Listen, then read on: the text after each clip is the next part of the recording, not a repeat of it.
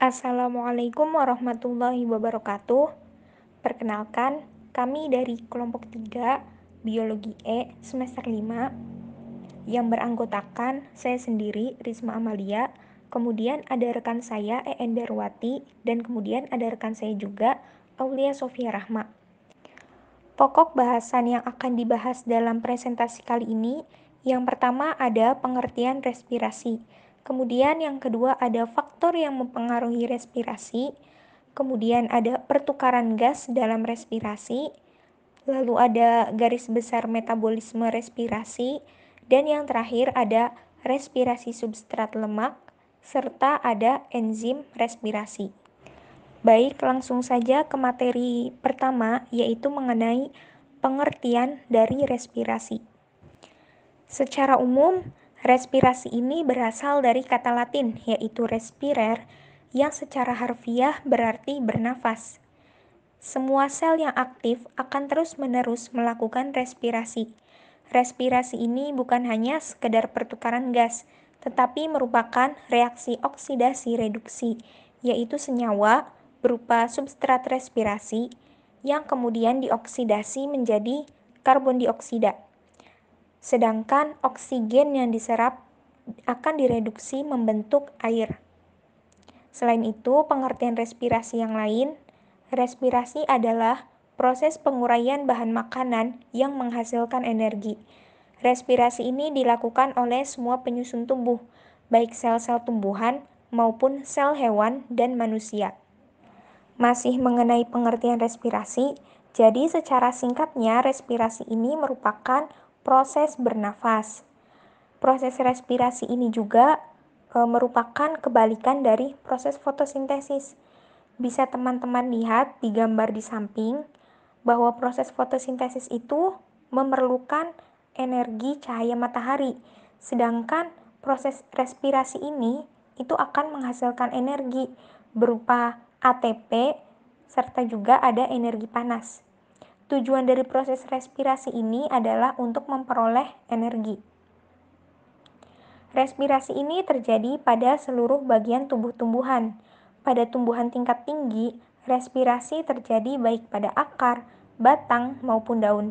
Dan secara kimia, pada respirasi aerobik berupa karbohidrat atau glukosa, itu merupakan kebalikan dari proses fotosintesis. Pada respirasi pembakaran glukosa oleh oksigen akan menghasilkan energi, karena semua bagian tumbuhan tersusun atas jaringan dan jaringan tersusun atas sel, maka respirasi ini terjadi pada sel. Tumbuhan hijau bernafas dengan mengambil oksigen dari lingkungan. Tidak semua tumbuhan bernafas dengan menggunakan oksigen. Tumbuhan yang tidak memiliki klorofil bernafas tanpa memerlukan oksigen. Selanjutnya adalah reaksi respirasi. Secara umum, reaksi respirasi ini yang pertama ada C6H12O6 atau nama lainnya adalah glukosa. Kemudian ditambah 6H2O yaitu berupa air, kemudian ditambah 6O2 yaitu berupa oksigen. Kemudian akan menghasilkan 6CO2 atau karbon dioksida plus 12H2O atau air. Nah, di sini juga respirasi ini akan menghasilkan energi berupa ATP. Respirasi pada tumbuhan ini menyangkut proses pembebasan energi kimiawi menjadi energi yang diperlukan untuk aktivitas hidup tumbuhan. Pada siang hari, laju proses fotosintesis yang dilakukan tumbuhan 10 kali lebih besar dari laju respirasi. Hal itu akan menyebabkan seluruh karbon dioksida yang dihasilkan dari respirasi akan digunakan untuk melakukan proses fotosintesis. Respirasi yang dilakukan tumbuhan menggunakan sebagian oksigen yang dihasilkan dari proses fotosintesis. Sisanya akan berdifusi ke udara melalui daun. Selanjutnya, materi yang kedua yaitu pertukaran gas dalam respirasi. Jadi, pertukaran gas dalam respirasi antara tumbuhan dengan lingkungan itu terjadi secara difusi. Oksigen yang digunakan dalam respirasi itu akan masuk ke dalam setiap sel tumbuhan secara difusi melalui ruang interseluler antar sel. Demikian pula halnya karbon dioksida yang dihasilkan respirasi itu akan berdifusi keluar sel dalam ruang interseluler. Lalu bagaimana ya pertukaran gas dari tumbuhan yang tergenang air? Jadi oksigen di dalam air itu daya larutnya ini rendah. Hal ini akan menyebabkan tanah-tanah yang tergenang air pada umumnya kekurangan oksigen, sehingga banyak tanaman pertumbuhannya mengalami gangguan. Walaupun demikian, terdapat jenis tanaman tertentu, seperti padi, dapat tumbuh secara alami dengan perakarannya terendam dalam air dan dapat menyesuaikan dirinya pada keadaan tersebut. Karena tanaman padi memiliki rongga udara atau parenkima di sepanjang tubuhnya, oksigen akan masuk ke dalam tubuh tanaman melalui bagian tanaman yang berada di atas tanah yang tergenang. Kemudian oksigen akan berdifusi melalui rongga udara sehingga sampai ke sel meristem yang ada di ujung akar. Baik, materi yang ketiga yaitu adalah faktor yang mempengaruhi respirasi. Faktor-faktor yang mempengaruhi respirasi, yang pertama ada substrat respirasi. Jadi, respirasi ini sangat dipengaruhi oleh jenis substrat respirasi yang digunakan. Hal ini terlihat dari nilai RQ yang dihasilkan. RQ atau respirasi quotient adalah perbandingan antara karbon dioksida yang dihasilkan dengan oksigen yang digunakan. RQ ini sangat dipengaruhi oleh jenis substrat yang digunakan. Jika substrat respirasinya adalah karbohidrat, contohnya sukrosa dan pati, maka volume oksigen yang diambil sama dengan karbon dioksida yang dilepaskan, sehingga nilai RQ-nya ini sama dengan 1. Sedangkan bila protein dan lemak sebagai substrat respirasi, maka RQ-nya ini kurang dari 1, sebab lebih banyak oksigen yang diperlukan untuk mengubah karbon menjadi karbon dioksida dan hidrogen menjadi air. Kemudian yang kedua ada umur jaringan dan tipe jaringan. Jaringan muda dan dewasa ini respirasinya lebih kuat dibanding jaringan yang umurnya lebih tua, karena jaringan tersebut lebih aktif sehingga lebih banyak memerlukan energi. Sebagai contoh, misalnya kecepatan respirasi pada daun itu akan meningkat selama pertumbuhan, kemudian turun dan tetap saat memasuki periode pemasakan. Macam-macam jaringan juga dapat mempengaruhi kecepatan respirasi. Kemudian yang ketiga, ada suhu sampai batas-batas tertentu yang menyebabkan kecepatan respirasi menjadi 2-2,5 kali lebih cepat untuk setiap kenaikan suhu 10 derajat Celcius. Lalu yang keempat ada oksigen atau O2. Persediaan oksigen itu sangat mempengaruhi proses respirasi, tetapi peranannya tergantung pada jenis tumbuhan. Pada umumnya, sistem udara antar sel dari daun ke akar sangat penting bagi tumbuhan berbatang hampa, misalnya rumput dan teki, sehingga lebih toleran terhadap penggenangan. Perendaman dalam jangka waktu yang lama juga akan menyebabkan keracunan hampir di semua tumbuhan, terutama bila tidak ada oksigen di sekitar akar, sehingga keadaan ini menjadi anaerob. Selanjutnya, yang kelima itu ada karbon dioksida atau CO2. Apabila kandungan CO2-nya ini tinggi, misalnya di atas 0,03%, maka kecepatan respirasinya ini akan menurun. Hal ini disebabkan oleh terlambatnya difusi O2 akibat menutupnya stomata. Kemudian yang keenam ada luka dan rangsangan mekanik. Pelukaan dan rangsangan mekanik ini seperti misalnya melengkungkan batang itu dapat meningkatkan respirasi karena yang pertama itu akan terjadi peningkatan aktivitas enzim sehingga proses glikolisis dan katabolisme oksidatif itu akan meningkat. Kemudian yang kedua itu diperlukan lebih banyak energi untuk memperbaiki jaringan tanaman yang rusak yang diikuti oleh pembentukan kalus.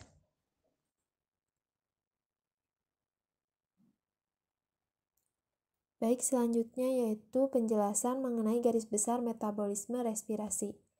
Garis besar metabolisme respirasi yang pertama yaitu ada respirasi aerobik atau aerob, di mana respirasi aerob ini merupakan respirasi yang menggunakan oksigen bebas untuk mendapatkan energinya. Nah, kemudian terdapat persamaan reaksi proses respirasi aerob yang dapat dituliskan secara sederhana seperti yang terlihat pada layar PPT, di mana terdapat glukosa atau C6H12O6 dengan oksigen atau O2, kemudian direaksikan dan menghasilkan air atau H2O serta karbon dioksida atau CO2 dan energi. Berikut proses respirasi aerob dapat dilihat pada gambar di samping.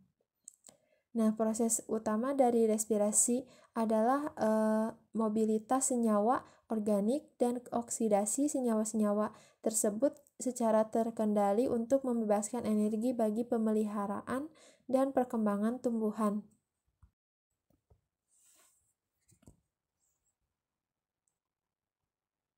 Dalam reaksi suatu karbohidrat, misalnya glukosa, ini dapat berlangsung dalam 4 tahapan. Yang pertama yaitu glikolisis. Nah, glikolisis ini merupakan suatu serangkaian reaksi yang menguraikan satu molekul glukosa menjadi 2 molekul asam piruvat, di mana seperti yang terlihat pada persamaan reaksi di bawah ini, yaitu terdapat glukosa atau C6H12O6 yang diubah menjadi 2 asam piruvat, yaitu 2C3H4O3. Nah, namun glikolisis ini bukan merupakan reaksi satu tahap, akan tetapi merupakan serangkaian reaksi yang erat kaitannya yang mengarah ke pembentukan piruvat. Nah, dalam reaksi glikolisis ini berlangsung dalam sitoplasma dan tidak memerlukan adanya oksigen. Dan glikolisis ini dapat dibagi menjadi 2 fase utama, yaitu fase persiapan dan fase oksidasi, di mana fase persiapan ini glukosa diubah menjadi 2 senyawa 3 karbon, dan pada fase oksidasi kedua senyawa 3 karbon tersebut selanjutnya akan diubah menjadi asam piruvat.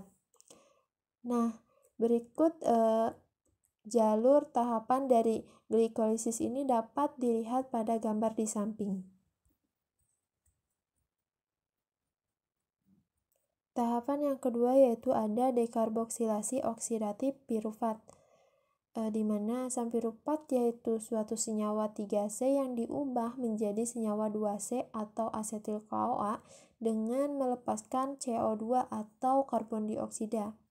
Nah, seperti yang sudah saya jelaskan sebelumnya bahwa penguraian karbohidrat pada kondisi anaerob ini berlangsung melalui glikolisis dan dihasilkannya asam piruvat. Tetapi jika tersedia cukup oksigen, terjadinya dekarboksilasi oksidatif dari asam piruvat kemudian membentuk asetil CoA. Nah, reaksi ini sangat kompleks dan memerlukan beberapa kofaktor dari suatu kompleks enzim. Nah, kofaktor yang diperlukan untuk keberhasilan pembentukan asetil CoA adalah timin pirofosfat atau TPP, NAD, kemudian ada koenzim A atau CoASH, dan asam lipoat. Molekul-molekul piruvat yang terbentuk pada glikolisis nantinya akan memasuki mitokondria dan diubah menjadi asetil koenzim A atau asetil CoA. Nah, dalam serangkaian reaksi yang kompleks, piruvat mengalami DO. Yang pertama, gugus karboksil dilepas sebagai CO2 atau karbon dioksida yang selanjutnya berdifusi ke luar sel, yang kemudian 2 karbon yang tersisa dioksidasi dan hidrogen yang dilepaskan dalam proses oksidasi diterima oleh NAD+, yang akhirnya oksidasi 2 gugus karbon yaitu gugus asetil melekat pada gugus sulfidril koenzim A atau CoASH untuk membentuk asetil CoA.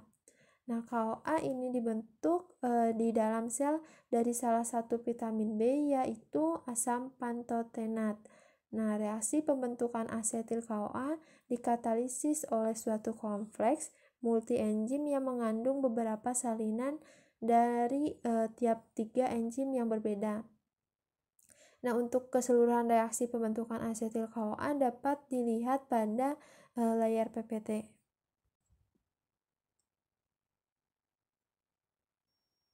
Tahapan yang ketiga yaitu daur sitrat. Nah, senyawa 2C yang dihasilkan pada tahap dekarboksilasi oksidatif piruvat diuraikan menjadi CO2. Nah, daur ini kemudian dinamakan daur asam sitrat karena senyawa C6 yang pertama kali dibentuk dalam daur ini adalah asam sitrat. Nah, daur ini juga dikenal dengan nama daur Krebs yang menurut Sir Hans Krebs yang bersama-sama ilmuwan lain menguraikan jalur ini. Nama lain dari daur ini atau daur sitrat ialah daur asam trikarboksilat karena dalam daur ini ikut serta asam-asam dengan 3 gugus karboksil. Nah, glikolisis dan fermentase adalah proses yang tidak relatif dalam melepaskan energi. Nah, akan tetapi pada keadaan aerob, asam piruvat ini akan menghasilkan glikolisis yang dapat dikarboksilasi oksidatif dengan KOH yang membentuk asetil CoA. Nah, asetil CoA ini merupakan rantai penghubung antara glikolisis dan siklus Krebs. Nah, melalui asosiasi sistem pengangkutan elektron, oksidasi dari siklus Krebs dapat menghasilkan 24 ATP. Nah, reaksi siklus Krebs ini dan sistem pengangkutan elektron memerlukan oksigen dan berlangsung dalam mitokondria. Dan proses pertama pada siklus Krebs ini yaitu pembentukan asam sitrat, yaitu kondensasi asetil SKOA dengan asam oksaloasetat membentuk asam sitrat dan membebaskan koenzim A dengan bantuan koenzim kondensasi. Nah, siklus yang tahapan yang kedua yaitu regenerasi asam oksaloasetat, yaitu reaksi yang melibatkan 4 oksidasi dan 3 molekul H2O di mana atau satu molekul ini digunakan dalam reaksi kondensasi. Nah, asam oksaloasetat ini diregenerasi dari asam sitrat. Nah, dalam proses tersebut dihasilkan 2 molekul CO2 atau karbon dioksida dan 8 molekul H atau hidrogen.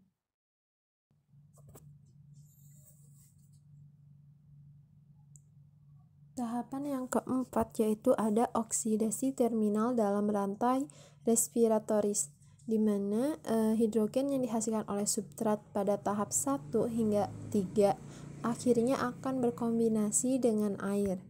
Nah, agar hal ini dapat berlangsung, maka terjadi suatu angkutan elektron sepanjang suatu rantai sistem redoks, yaitu suatu sistem angkutan atau transport elektron.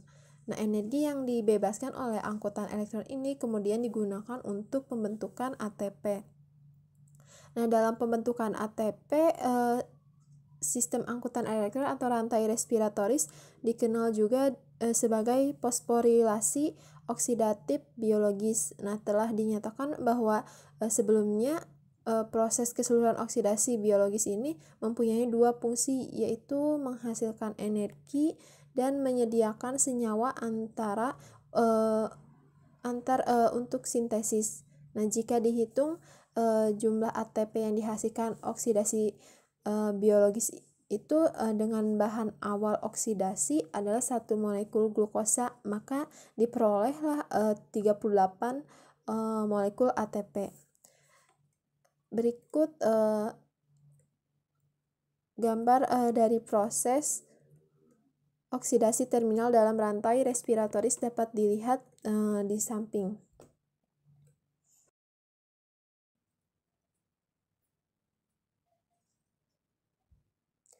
Kemudian garis besar metabolisme respirasi yang kedua yaitu ada respirasi anaerobik. Nah, respirasi anaerobik ini adalah reaksi pemecahan karbohidrat untuk mendapatkan energi tanpa menggunakan oksigen. Nah, respi anaerobik menggunakan senyawa tertentu, misalnya ada asam fosfoenol, piruvat, atau asetaldehida. Nah, sehingga pengikatan hidrogen dan membentuk asam laktat atau alkohol. Nah, respirasi anaerobik ini terjadi pada jaringan yang kekurangan oksigen akan tumbuhan yang terendam air, biji-biji yang kulitnya tebal yang sulit ditembus oksigen, sel-sel ragi, dan bakteri anaerobik. Nah, bahan baku pada respirasi anaerobik ini pada peragian adalah glukosa. Selain glukosa, bahan baku seperti fruktosa, galaktosa, dan malosa juga dapat diubah menjadi alkohol. Nah, sehingga hasil akhirnya ini adalah alkohol, karbon dioksida, dan energi. Nah, glukosa tidak terurai lengkap menjadi air dan karbon dioksida, serta energi ini yang dihasilkan lebih kecil dibandingkan respirasi aerobik. Selanjutnya, saya Aulia Sofia Rahma akan melanjutkan pemaparan materi yang sebelumnya telah dijelaskan oleh rekan saya, yaitu Endarwati. Materi selanjutnya yaitu mengenai respirasi dengan substrat lemak dan enzim respirasi. Berikutnya yaitu daur asam glioksilat atau tahapan siklus glioksilat. Siklus glioksilat terjadi pada beberapa mikroorganisme ketika asetat merupakan sumber karbon tunggal. Siklus glisilat memiliki dua enzim liase enzim isositrat dan malate sintase unik yang memotong beberapa reaksi dari siklus TCA. Siklus glioksilat tidak ada pada organisme tingkat tinggi. Pada awalnya, asetil CoA dihasilkan dari asetat atau dengan oksidasi lemak yang lebih tinggi. Asetil CoA kemudian masuk ke dalam siklus TCA dan didapatkan dengan oksaloasetat untuk membentuk sitrat.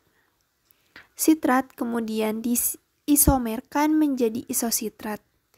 Isositrat liase memotong siklus TCA dengan memecah isositrat menjadi suksinat dan glioksilat. Suksinat dimetabolisme oleh TCA, sedangkan glioksilat berkondenasi dengan molekul lain dari asetil CoA untuk membentuk malat di hadapan sintase malat. Terakhir, malat diubah menjadi oksaloasetat oleh enzim malat dehidrogenase. Selanjutnya, asam fosfenol piruvat dimetabolismekan dalam proplastid, yaitu organela sitoplasma yang tidak mengandung klorofil dan terdapat dalam jaringan embrionik. Dalam proplastid, asam fosfenol piruvat diubah menjadi glukosa 6-fosfat melalui kebalikan dari gliosis. Terakhir, akhirnya glukosa 6-fosfat masuk ke dalam sitoplasma dan diubah menjadi sukrosa. Seluruh proses pembentukan unit glukosa dari senyawa, bukan karbohidrat seperti lemak, disebut gluconeogenesis. Selanjutnya yaitu enzim-enzim yang aktif dalam respirasi. Enzim-enzim respirasi dapat kita bagi atas golongan-golongan seperti transfosforilase, desmolase, karboksilase, hidrase, dehidrogenase, oksidase, peroksidase, dan katalase. Untuk yang pertama ada enzim transfosforilase, yaitu enzim yang kegiatannya berupa memberi H3PO4 dari molekul yang satu ke molekul yang lain. Dalam pemberian fosfat tersebut, beberapa transfosforilase membutuhkan bantuan ion-ion Mg2+. Yang kedua yaitu enzim desmolase. Enzim ini membantu dalam pemindahan atau penggabungan ikatan-ikatan karbon seperti aldolase dalam pemecahan fruktosa menjadi glisaldehida dan hidroksiaseton. Ketiga yaitu ada karboksilase. Enzim ini dapat membantu perubahan asam organik secara bolak-balik, perubahan asam piruvat menjadi asetaldehida dengan bantuan karboksilase pirufat. Perubahan asam osaloksinat menjadi asam ketoglukturat berlangsung karena bantuan karboksilase dan ion-ion. Keempat yaitu enzim hidrase. Enzim ini berupa penambahan dan pengurangan air dari suatu senyawa tanpa menyebabkan perubahan terurainya senyawa tersebut. Enolase, fumarase, akonitase adalah enzim-enzim yang termasuk dalam golongan hidrase. Kelima yaitu enzim dehidrogenase. Enzim ini berupa pemindahan hidrogen dari satu zat ke yang lain. Dehidrogenase dapat menjalankan dua fungsi sekaligus, yaitu mengambil hidrogen dari zat yang satu serta menambahkan zat tersebut ke zat yang lain. Zat yang memberikan hidrogen disebut donor, sedangkan zat yang menerima disebut aseptor. Yang keenam yaitu enzim oksidase. Enzim oksidase berupa suatu protein yang mengandung besi atau tembaga, tirosinase dan oksidase. Asam aksorbin mengandung tembaga sebagai koenzim, sedangkan oksidase sitkrom dapat berupa besi atau tembaga. Fungsi oksidasi adalah mempergiat penggabungan O2 dengan suatu substrat, sedangkan pada saat itu mereduksi O2 sehingga terjadi H2O. Selanjutnya ketujuh ada enzim peroksidase. Enzim ini mempunyai besi sebagai gugus prostetiknya. Fungsi enzim ini adalah membantu mengoksidasikan senyawa-senyawa fenolat. Oksigen yang digunakan diambil dari H2O2. Selanjutnya yaitu ada enzim katalase. Enzim ini terdapat pada sel-sel tanaman maupun hewan. Katalase mempunyai gugus prostetik berupa besi. Enzim ini dapat diperoleh dalam bentuk hablur. Fungsi katalase adalah membantu pengubahan hidrogene peroksida menjadi air dan oksigen. Reaksinya yaitu 2H2O2 menjadi 2H2O ditambah O2. Molekul-molekul H2O2 selalu terdapat dalam jumlah yang besar dalam berbagai jaringan. Akan tetapi, jika molekul tersebut dalam keadaan banyak, akan menyebabkan keracunan pada jaringan. Sekian dari kelompok kami, kurang lebihnya mohon maaf.